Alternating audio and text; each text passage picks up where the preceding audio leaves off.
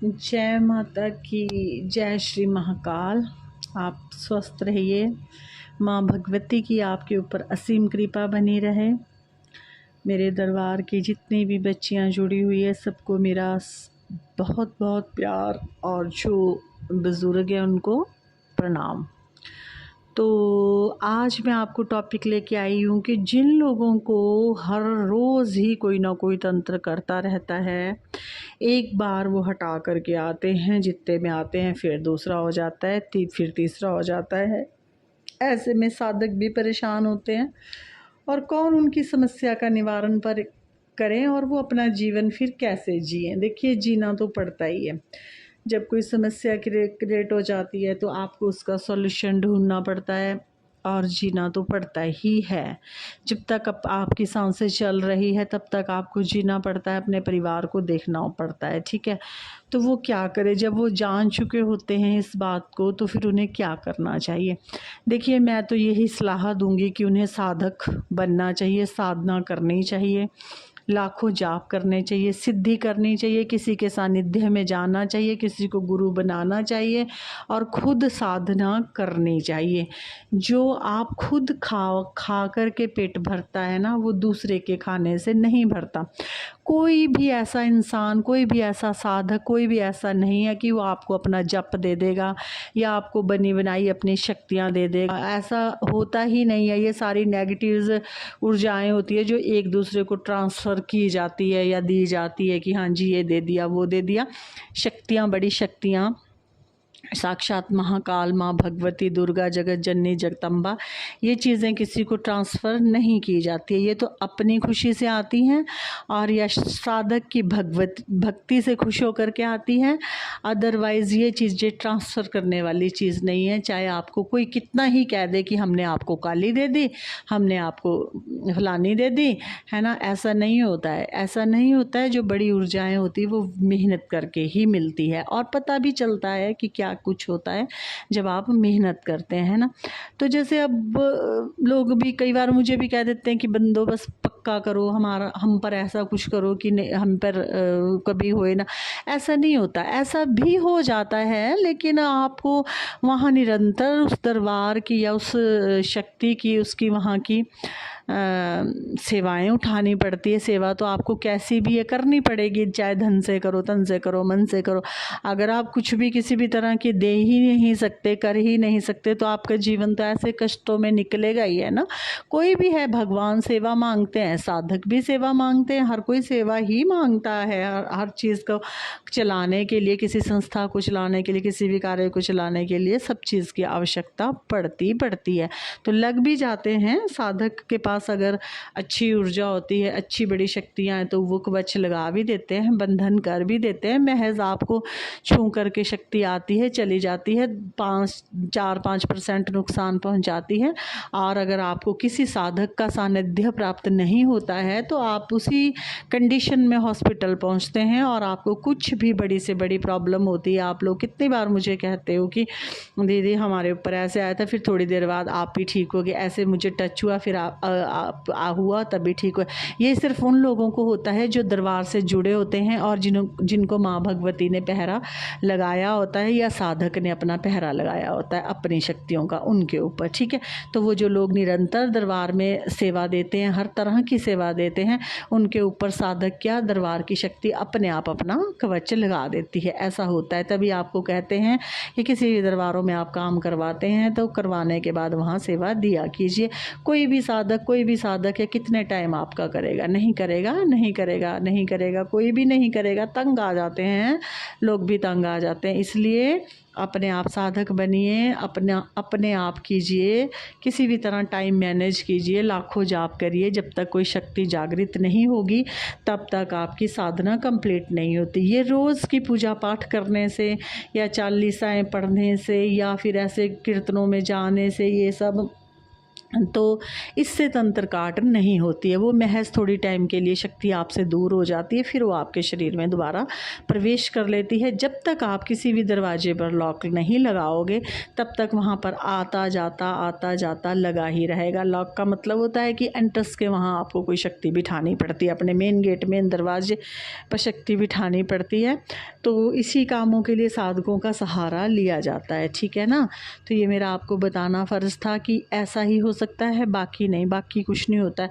अब आप कई जगह जाते हो, कहीं से धागे लाते हो, कहीं से तवीज़ लाते हो, कहीं से धुनी लाते हो, कहीं से सरसों ला रहे हैं, कहीं से कभी कहीं के बांध रहे हैं, कभी कहीं के बांध रहे हैं।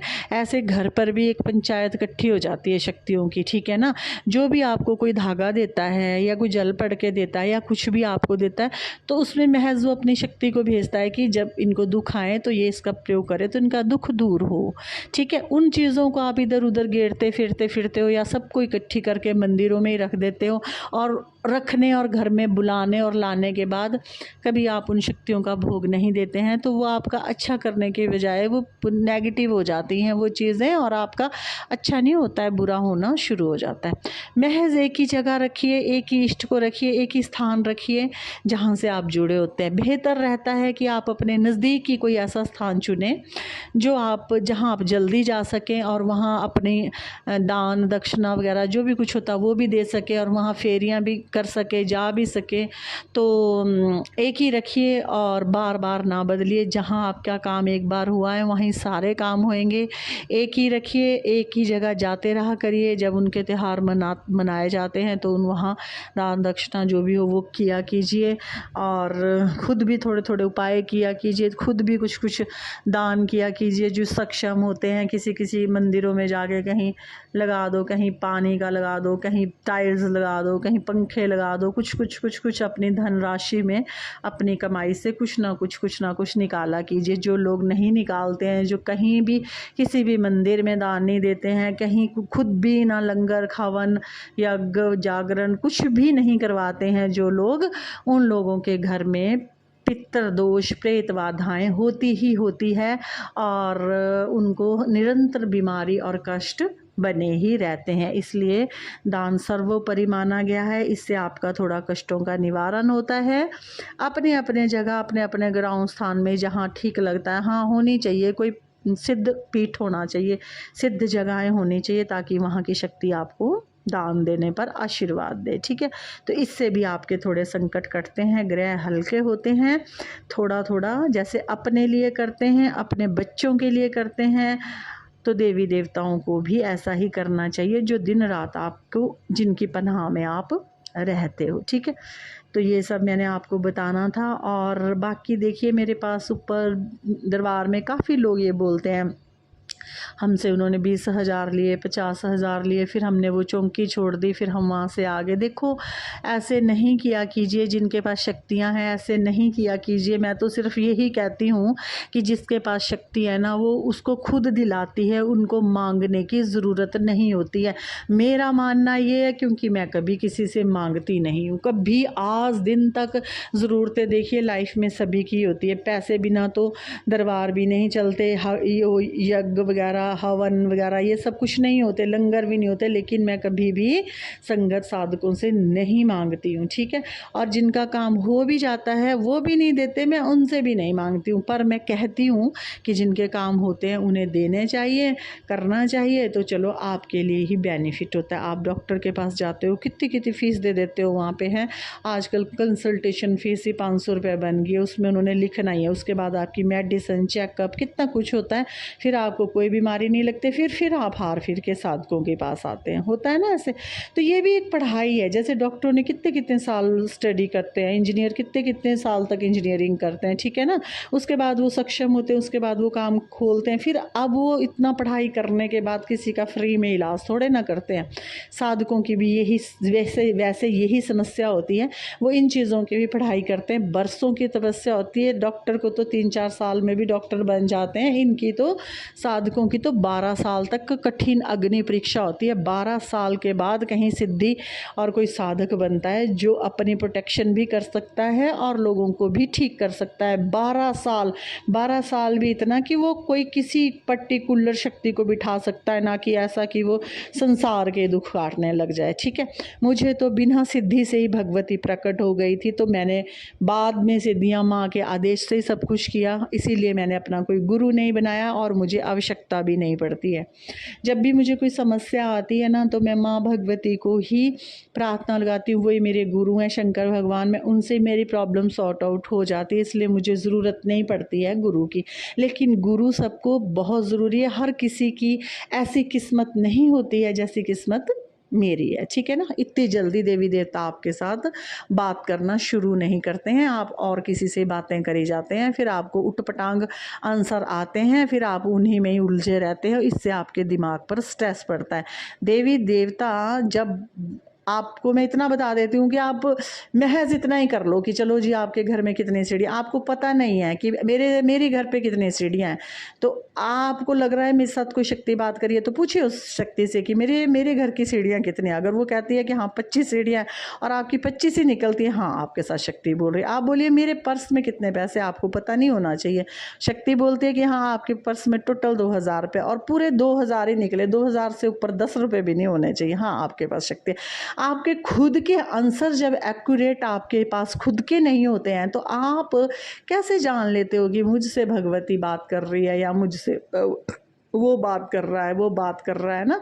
तो ये बात करने वाला आलम तो अभी बहुत दूर होता है, इससे पहले तो पता नहीं कौन कौन आके बात करते हैं। ठीक है, तो जब भी सिद्धि साधना होती है तो बड़ा शरीर को कष्ट होता है, बड़ा दुख होता है, सिर पर इतनी भयंकर दर्द होती है। जब आपका सहस्त्रार चक्कर और आज्ञा चक्कर जागृत होता है तो ऐसे लगता है कि जब भेदन हो रहा होता है ना, ऐसे लगता है जैसे कोई सरिया सिर पर डाल रहा है और सिर पूरा फट जाता है दर्द से। नसें ऐसी होती है कि बाहर निकल आ जाएगी। ठीक है, तो इतना टफ प्रोसीजर है ये, इतना आसान नहीं है साधक बनना, और दूसरों के संकट काटना इतना आसान नहीं है। जब भी कोई साधक किसी का संकट काटता है तो उसके ऊपर बहुत बहुत बहुत कष्ट आता है, और उनको भी सारे कष्ट आते हैं, नेगेटिविटी उनके ऊपर भी हावी होती है। तो इतना आसान लेकर के ना चला कीजिए जैसे कि आप आ जाते हैं और साधकों के पास लगा दो जी, झाड़ा लगा दो, दे दो जी, देख लो जी, ऐसे कर दो जी, वैसे कर दो जी। ठीक है, इन चीज़ों में मेहनत लगती है, टाइम लगता है। तो कहीं से दरबार से अगर कोई पक्का जुड़ा होता है, सेवा करता है, तो वहाँ का साधक और वहाँ के दरबार की शक्ति की नज़र हर टाइम साए की तरह आपके साथ साथ खुद ही रहती है। यही कवच होता है, यही होता है। अच्छे दरबारों में जुड़ने के बाद आपके घर में दवाइयाँ आना बंद हो जाती है, बरकत होनी शुरू हो जाती है, घर में थोड़े थोड़े अच्छे अच्छे काम होने शुरू हो जाते हैं। ठीक है, तो मेरा तो ये बताना फ़र्ज़ है, समझाना फ़र्ज़ है कि क्या है। जिनको भाई ज़्यादा दिक्कत है वो खुद मेहनत करे, खुद साधना करे, खुद को पता भी चले कि कैसे होती है साधना और कैसे 3-3 4-4 घंटे बैठा जाता है, कैसे जाप किया जाता है।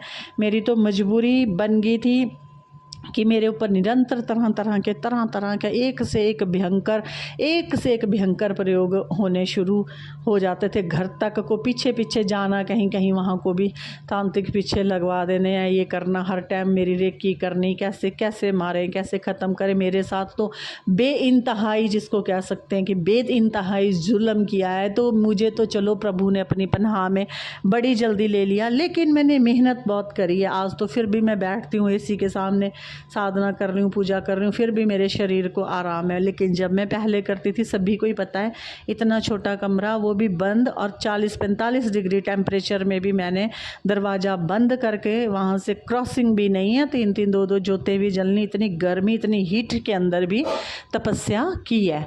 तो अब कम से कम मुझे भी होने ही वाले हैं 8-7-8-9 साल, अभी 12 भी नहीं मुझे हुए हैं।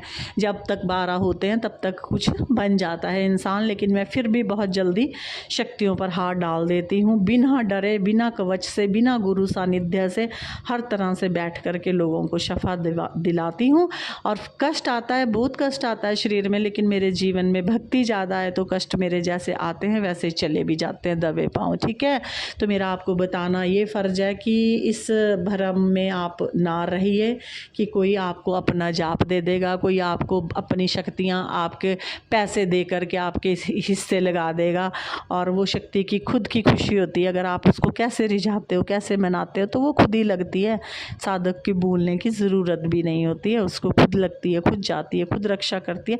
जब शक्ति किसी का खाती है, पहनती है, लेती है ना जब शक्ति, तो वो खुद कवच लगाती है। उसकी एक अरदास पे भी उसका काम करती है, एक आहा पे भी उसका काम कर देती है। ठीक है, जब लोग काम करवाने के बाद नहीं देते हैं ना साधक का देते हैं ना शक्ति का देते हैं, तो शक्ति उन पर से अपने पहरे खुद ही छोड़ देती है। चाहे फिर उसको साधक कितनी बार कहे, वो तब भी नहीं जाती है, क्योंकि शक्तियाँ चाहे नेगेटिव हो चाहे पॉजिटिव हो, सब भोग पर चलती है, कोई भी बिना इससे नहीं चलती है। साधक पर इस चीज़ का इतना कष्ट आता है जब आप लोग काम करवाते हो और भोग तक भी नहीं देते हो। ठीक है, तो अब हमने ये चीज़ कंपलसरी की हुई है, तो अब किसी को ठीक लगता है ठीक है, नहीं ठीक लगता है तो अपने घर बैठिए। ठीक है, तो ऐसे नहीं होता है, बिना इससे कोई भी काम नहीं होता, हर चीज़ का रूल रेगुलेशन होता है। ठीक है ना, तो ऐसा है। तो आप वीडियो को ध्यान से सुने। आई होप आपको मेरी वीडियोज़ अच्छी लगेगी, तो लाइक शेयर कमेंट ज़रूर कीजिए। जय माता की।